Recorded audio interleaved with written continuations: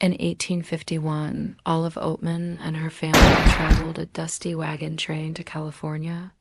In April 1851, the Oatman family was attacked by a native tribe in Arizona. The violence left Olive and her sister Mary Ann taken captive, while the rest of their family was left behind. For a girl of just 14 years old, Olive's world was torn apart in an instant. Among the ruins of her former life, she found a small, smooth stone that had been part of her mother's ring. Clutching it tightly, she pushed forward, determined to survive and hold on to the last piece of her previous life. The ring became Olive's lifeline, reminding her of her roots and giving her strength during the toughest times. For a year, Olive and her sister resisted their captors, refusing to eat the food offered to them and enduring severe punishments as a result. But after a year of captivity, the sisters were traded to another tribe, the Mohave. Their Olive's life changed dramatically. The Mohave did not treat her like a prisoner. Instead, they raised her as their own. This surprising twist shows Native American tribes are way more complex than we think. The Mojave's care for Olive shows the different experiences between Native American tribes and white settlers during westward expansion. It is a reminder that history is nuanced and that these encounters were not always characterized by conflict and violence. She worked beside Mojave women, gathering food and carrying water. She learned their language and customs, even participating in religious ceremonies and rituals. Over time, Olive began to feel a sense of belonging with the Mojave, a stark contrast to the feelings of isolation and despair that had dominated her earlier days of captivity. One of the most significant acts of acceptance into the Mojave community was the bestowal of a blue tattoo across Olive's chin. This act holds profound cultural importance. Tattoos are permanent and highly symbolic, signifying identity, status, and belonging within a community. By marking Olive with a tattoo, the Mojave were essentially integrating her into their cultural fabric, signifying that she was now one of them. Despite the pain associated with getting a tattoo, especially without modern anesthetics, Olive viewed this as a badge of honor and a testament to her resilience. It was a visual declaration of her journey, a physical manifestation of her transformation from captive to member of a tribe. Tragedy struck when her younger sister Mary Ann died from hunger during a time of famine. Left alone, Olive embraced Mojave culture, learning their ways and gaining strength. When Olive returned to frontier society, she was a changed person. Now 19 years old, she carried with her the indelible memories of her captivity and the physical reminder of her adopted culture, the blue tattoo on her face. Upon her return, Olive became a sensation. Writers wrote stories about her, often portraying her as a symbol of both tragedy and survival. Newspapers across the country published sensationalized accounts of her experiences, emphasizing the exotic and sometimes horrifying aspects of her life with the Mojave. These stories often showed Native Americans as either noble or dangerous, fueling harmful stereotypes. The media's portrayal of Olive's story helped fuel the flames of fear and prejudice, casting Native Americans as the enemy and justifying their displacement and mistreatment. When she gave lectures about her years among the Mojave, she was met with a mix of fascination and horror. People whispered behind her back, calling her strange or cursed. She struggled to find her place in a society that both pitied her and feared her, never fully accepting her as one of their own.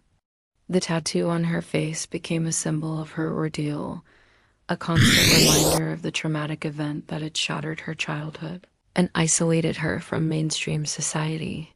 It served as a visual reminder of the horrors she had endured, making her an object of curiosity and, more disturbingly, a spectacle for those who wanted to gawk at the exotic other. As Olive tried to navigate the complexities of her trauma, the Victorian era's obsession with purity and cleanliness became an additional burden. Her story challenged the prevailing social norms and expectations of the time. During the Victorian era, women were expected to embody ideals of domesticity, purity, and submissiveness. Olive's story, however, presented a stark contrast to these ideals. Her experience of captivity, the tattoos on her body, and her interactions with the Mohaves challenged the rigid gender roles and societal expectations of the time. In a society where female chastity was highly valued and any deviation from the norm was heavily stigmatized, Olive's story threatened the moral order. Her ordeal forced people to confront uncomfortable realities that challenged their beliefs and values. The very sight of Olive with her tattoo and the knowledge of her experiences were seen as corrupting, reinforcing the idea that her story should be silenced and hidden away. The conflict between Olive's story and Victorian ideals led to the silencing and marginalization of her narrative. Her voice was often overshadowed by the sensationalized accounts of her ordeal, which prioritized shock value over an accurate portrayal of her experiences. This erasure and misrepresentation perpetuated stereotypes and contributed to the broader societal prejudice against Native Americans. It also served to reinforce the silencing of survivors of trauma, particularly women, whose stories did not conform to societal norms. Despite the challenges, Olive's story offers a powerful lesson in empathy, understanding, and challenging societal norms. Her life serves as a reminder of the importance of confronting stereotypes, embracing diversity, and acknowledging the strength and resilience of individuals who have faced unimaginable circumstances. By studying her life, we can gain a deeper understanding of the complexities of human experience and work towards creating a more compassionate and inclusive society. After her release, Olive married and settled in Texas, living into middle age. She died in 1873 at the age of 44, her life cut short. Throughout her adult life, she shied away from sharing the details of her traumatic past, offering only glimpses into the depths of her pain and resilience. Those who knew her described her as a quiet, unassuming woman who kept to herself, suggesting that she carried the weight of her experiences in solitude. This further adds to the enigma surrounding Olive's character, leaving us to wonder about the inner turmoil and healing processes she may have grappled with. Even in death, Olive's story continued to fascinate and mystify people. The legend of the girl with the blue tattoo persisted, with many speculating about her ordeal and the secrets she held close.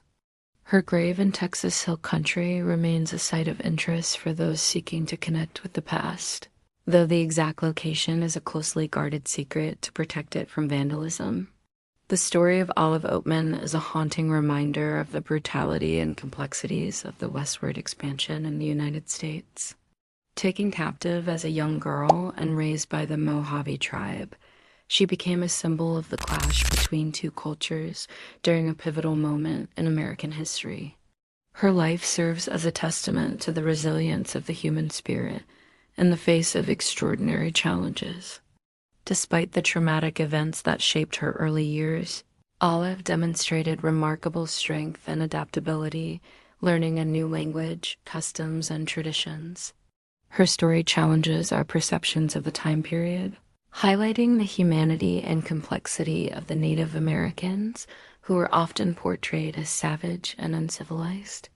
The Mohave tribe's decision to integrate her into their community through a traditional tattoo symbolizes the nuances of their culture and the potential for understanding and coexistence between different groups during a time of immense cultural clashes.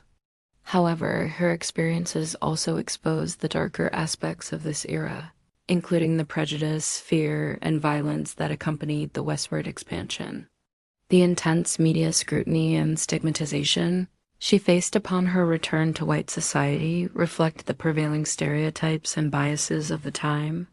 The silencing of her narrative and the sensationalization of her story contribute to a distorted historical record that perpetuates harmful stereotypes and overshadows the agency and resilience of individuals like Olive.